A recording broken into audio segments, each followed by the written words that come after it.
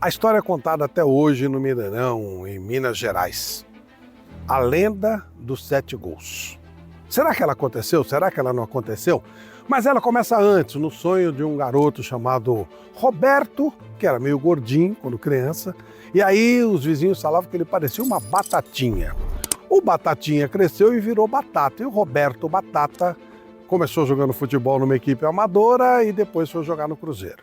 O Cruzeiro era uma sensação, tinha acabado de passar por cima do Santos, mudando a história do futebol brasileiro, que vivia de Rio e São Paulo. E aí o Cruzeiro esmagando o Santos na Copa Brasil, percebeu-se que havia vida fora de Rio e São Paulo.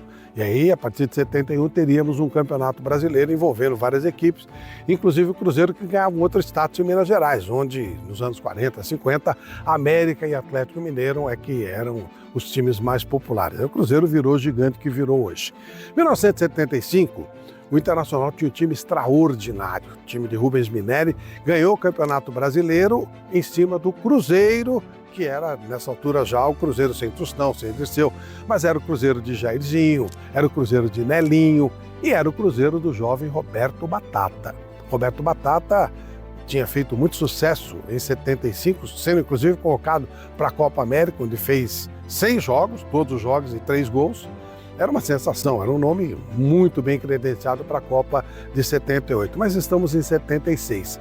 O Cruzeiro eliminou o Internacional, só tinham 2 representantes da Libertadores naquela época. O campeão e vice, e o Cruzeiro, como vice-campeão, jogou com o Internacional e eliminou o Internacional, inclusive num jogo histórico de 5-4. E aí foi disputar a Copa Libertadores e numa partida de semifinal, o time foi avançando, foi jogar em Lima, no Peru, contra o Aliança. Foi muito fácil. O Cruzeiro meteu 4-0 naquele dia e voltou na mesma noite. Era dia 12 de março de 1976. O voo saiu de Lima, foi até o Rio de Janeiro, 6 horas de voo, era um voo mais demorado, mais 6 horas de espera no aeroporto, um cansaço, um calor tremendo. E aí o pessoal chegou em Belo Horizonte, todo mundo foi descansar, menos Roberto Batata. Ele sentia falta da esposa, sentia falta do filho e resolveu ir visitá-los, já que o time deu folga para os seus jogadores, na cidade de Três Corações. É a terra onde o Pelé nasceu, 300 quilômetros de Belo Horizonte, numa estrada de mão única, complicada pra caramba. Ele tinha um Chevette, confiava no carro, mas, poxa, ele estava cansado, né? Convidou o Dirceu Lopes para ir com ele. O Dirceu falou, não vou não. Convidou uma sobrinha que sempre fazia companhia para ele, mas ela estava na escola, também não deu para ir. E isso foi muito bom para eles.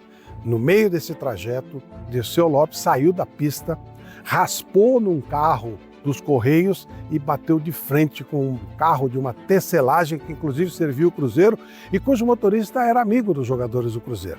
Ele simplesmente foi esmigalhado nesse acidente. Foi uma terrível e instantânea. Quando a notícia chegou a Belo Horizonte, todo mundo ficou desesperado. Inclusive aqueles que estavam com ele algumas horas antes. Por exemplo, o Joãozinho, né, que era o companheiro do Roberto Batata no quarto, veio com ele no avião e foi convidado por ele também para ir nessa tal viagem. O pessoal não queria acreditar, mas a verdade é que o futebol mineiro parou por 2 rodadas, o velório dele reuniu, coisa muito rara, jogadores dos 3 times mais importantes da capital. A cidade inteira parou, na verdade o Brasil inteiro parou para homenagear aquele jovem jogador que perdeu a vida aos 26 anos de uma maneira tão terrível pela saudade da mulher e pela saudade do filho. Só que tinha o segundo turno, tinha o jogo de volta. Tá 4-0, o Cruzeiro já estava praticamente classificado, mas uma semana depois da morte do Roberto Batata, um jogo no Mineirão contra o Aliança, o Aliança faz 1-0, aí o Cruzeiro vira 2-1, vão para o intervalo, no banco de reservas, a camisa 7 do Roberto Batata. Eles penduraram, homenagem, flores, um trombetista tocando em silêncio, enfim, uma homenagem, estava todo mundo comovido com aquilo. Aí o Cruzeiro faz 3-1, e quando os caras saíram para se abraçar nos 3-1, todo mundo abraçado, aparece uma voz dizendo, vamos fazer 7. 7, o número da camisa do Roberto Batata. Todo mundo que estava nessa roda confirma essa história. O Jairzinho, o Nelinho, o Palinha, todos falam que ouviram essa voz, o Joãozinho, mas ninguém fala, eu não fui. O Piazza, que era o capitão do time, todo mundo admite que ouviu uma voz, mas ninguém confirmou. E aí veio o quarto gol, o quinto gol, o sexto gol e o sétimo gol. O 7 da camisa do Roberto Batata. Mas no minuto final, para não dizer que era uma lenda, que era uma bobagem, ainda o Nelinho vai avançando, chuta uma bola, passa pelo goleiro, mas bate na trave e não entra. O jogo terminou com o 7 para o Cruzeiro, o 7 do Roberto Batata. Pode ter sido uma lenda, pode ter sido uma superstição, pode ter sido uma coincidência, mas a verdade é que a lenda dos 7 gols ficou e a eternidade pelo nome de Roberto Batata também. O jovem jogador, o jovem promissor, que poderia ter ajudado o Brasil na Copa de 78, foi embora muito cedo. Mas o Prêmio Auto Shopping e os deuses da bola não esquecem do trabalho dele. Foi um trabalho lindo, muito rápido, muito curto. Mas Roberto Batata vai para o panteão dos deuses da bola e do Prêmio Auto Shopping com a nossa homenagem.